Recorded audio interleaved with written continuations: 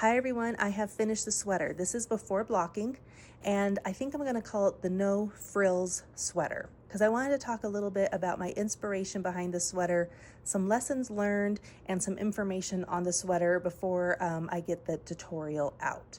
So why I want to call it the No-Frills Sweater is my inspiration behind it was you guys, my followers.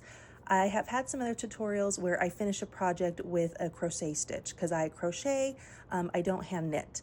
But I had some followers say, hey, I don't do either. I don't hand knit, I don't crochet, so what do I do now? So I came at this sweater. By the way, this is the first sweater I have ever made. I have never crocheted one. I've never done one on a knitting machine. So this is my first go at this. But I wanted to do it for someone who doesn't crochet or is just getting into crochet or doesn't knit, has the Sentro 48 needle machine and wants to make a sweater. How could they make a sweater without needing to really know how to crochet? So how the sweater is put together is, of course, tubes that are flattened, and then we're sewing them together, these tube panels together. So it's a mattress stitch with a needle, a slip stitch with a crochet hook, another slip stitch to connect the tube to the arm, and then a slip stitch that we do around the neck hole, and then also to secure the edge of our arms, I do another slip stitch. And I'm going to show this in the tutorial, but the slip stitch was, I thought, to be the easiest and hopefully basic way to finish off the garment so we could make a sweater. So I wanted to make this basic no frills sweater as kind of like our building block sweater that you could then use to make more and more sweaters in the future. So hopefully I accomplished that. Like I said, this is my first one ever, so I learned along the way of putting this thing together. It does take some time. I'm not gonna lie, it did take some time, even though it's quicker than hand crocheting one, I'm sure. But it does take some time to put the sweater together to make the panels. A couple lessons learned is when I was making the panels, these are the longest panels on the side. They're 250 rows. The two middle panels, they're 125. You see this here. This is because I left this tube on my machine for about 2 weeks. I did it and then I cranked it out and I stopped here. I had more to go. And then I got busy, time got away from me, and it kind of stretched it out. So when you're going to start this sweater, just commit to the tubes. If you're going to start a tube, finish the tube. And like this other tube, because it is a lot of rows to crank out by hand, I think I did it over like 2 nights. I did it like one night, then took a break. The next night I came back and finished it. That didn't stretch out, but leaving it for a couple of weeks, it kind of stretched that out. I'm not sure if that's going to go away with blocking. The other thing is, since I've never made a sweater before, I didn't account for what length my arm should be.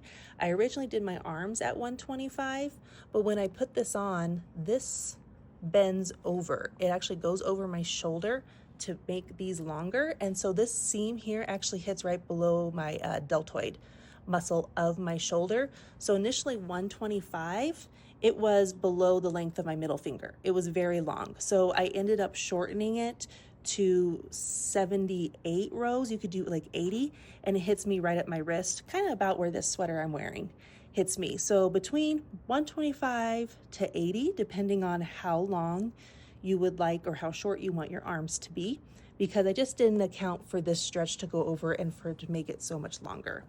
I show how to finish this with the waste yarn, but if you make your arms too long and do want to shorten it, I decided where the length I wanted it. I put a stitch marker and then I just frogged it. I pulled out my rows and then I added a piece of yarn in each live loop so they wouldn't drop anymore once I got to the row I wanted. And then I did the same slip stitch. It's much easier to do this with the waste yarn. So I didn't make a video of that, but you can do something if you make your arms too long and you need to reduce them. That's what you can do. The other thing is right now you're seeing these ends curl. I'm hoping with blocking that will go away as well. Lastly, this does take a lot of yarn. I used the Caron Simply Soft yarn from Yarnspirations, and each skein of this is 315 yards. You get a lot of yarn, you get a lot of bang for your buck with this yarn. I use 6 skeins of these. So this is when I had my longer arms, this is all the yarn I had left over. Once I frogged and made my arms a little bit shorter, this is now what I have left over of my yarn, just to kind of give you a visual. And this is the color red. It's very bright, true red. The other thing you will notice is because these are tubes that we sew down flat and then we mattress stitch together, we do the mattress stitch to make it as an invisible seam as possible, but you do see where you sew it together. That's something to keep in mind.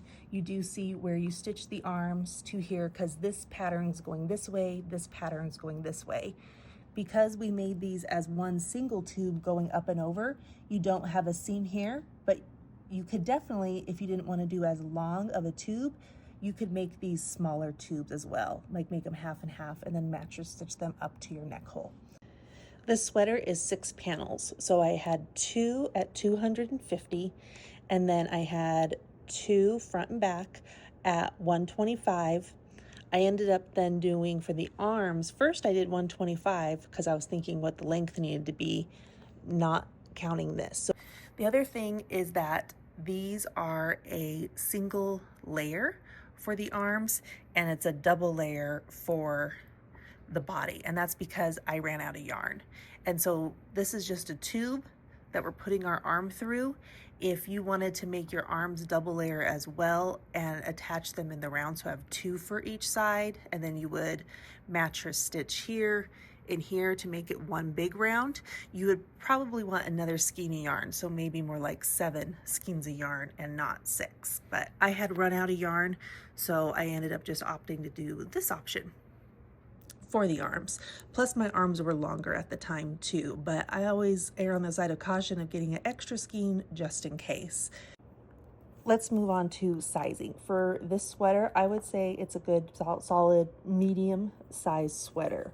The finished garment size, it's not blocked, but I'm not going to pull it to try to make it bigger. I felt like this size-wise fits me pretty good. So we are at here at around 20 inches.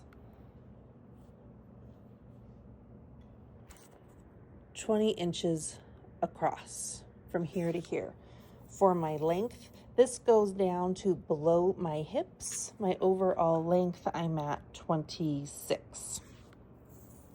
My arms, just for some measurements, from there to there, I'm at 16. And because remember, this stretches down once on, so this hits below my deltoid muscle right here. If you're needing to make this panel smaller, if you're more extra small to a small, you would not do this middle panel. What I would consider doing is maybe just doing 4 panels and not, instead of 2 solid panels, do 4 separate, and then you would mattress stitch up here and then you would leave an opening for your neck hole.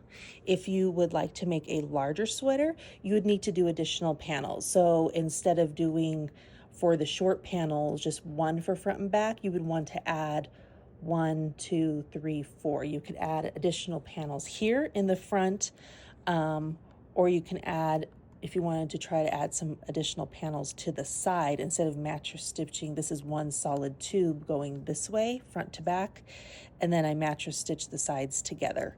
So that's how you can do increase your side, or if you want to decrease it, it's adding or subtracting panels. If you have other size knitting machines, this was all done on a 48 needle Sentro knitting machine, but it also comes in a 40, a 38, I believe, and a 22. So you can make different width panels that way to also increase or decrease the size of the machine, and then you would just mattress stitch the panels together. So there's just a few lessons learned, and I'm going to be working on my tutorial now. I did record everything when I was making this, and I'll have it up as soon as possible. Hit that like and follow button, and thank you so much for watching.